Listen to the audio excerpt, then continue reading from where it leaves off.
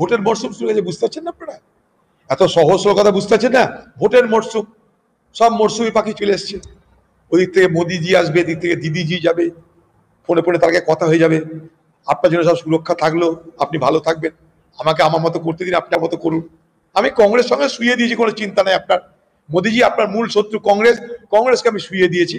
এবার আমি আপনি ভাগ ভাগটা করে নেব। বাংলায় আপনি কিছু নিন, আমাকে কিছু দিন, আমি আপনার দাঁড়ালি করতে থাকবো, কোনো অসুবিধা নেই। এই বাংলায় আমি আপনাকে জায়গা দিয়েছি, বড় করেছি, খেতে দিয়েছি, পড়তে দিয়েছি, শুতে দিয়েছি, অর্থাৎ আমাকে নিয়ে আপনার কোনো দুশ্চিন্তা নাই। আপনি দুর্গাপুরে আসুন, আমি বহরমপুর, আমি হবিবপুর, আমি ওই কলকাতা যাব, আমি কলকাতা থেকে আপনার বিরুদ্ধে বলবো, আপনি দুর্গাপুর থেকে আমার বিরুদ্ধে বলবেন, হয়ে গেল। এই মিচ্ছাল গেম করার মরশুম শুরু হয়ে গেছে।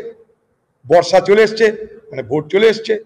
দিদি 1 বছর আগে থেকে নেমে পড়েছে ময়দানে, মোদি বা কেন বসতে হয়, মোদিও নেমে পড়েছে ময়দানে। এই তো চলছে। এবার এ কত কি হবে এখন, দিদি ওদিক যাবে তো মোদি এদিকে আসবে, মাঝে মাঝে চোখাচোখি হবে, মাঝে মাঝে দূরত্ব তৈরি হবে, মাঝে মাঝে এ তাকে দোষারোপ করবে, চলবে। আবার ভোটের পর সব ঠিক হয়ে যাবে। যেমন করে এতদিন ধরে মোদির সঙ্গে দিদি সবকিছু ঠিকঠাক চলছে। কেন মুখ্যমন্ত্রী কি করছে এতদিন?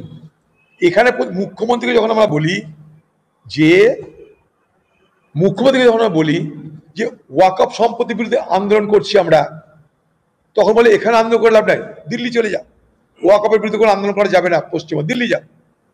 তাহলে এখন এই 22 লক্ষ শ্রমিক তারা যদি বিপদে পড়ে বাইরে, তো মুখ্যমন্ত্রী বাইরে না গিয়ে এখানকার আমবাগানে জামবাগানে কি আন্দোলন করবো? কার বিরুদ্ধে করবো? আমবাগানে জামবাগানে, পশ্চিমবঙ্গে আমবাগানে জামবাগানে, এই পাড়া সেই পাড়া, এখানে আন্দোলন করে আমরা কি করব?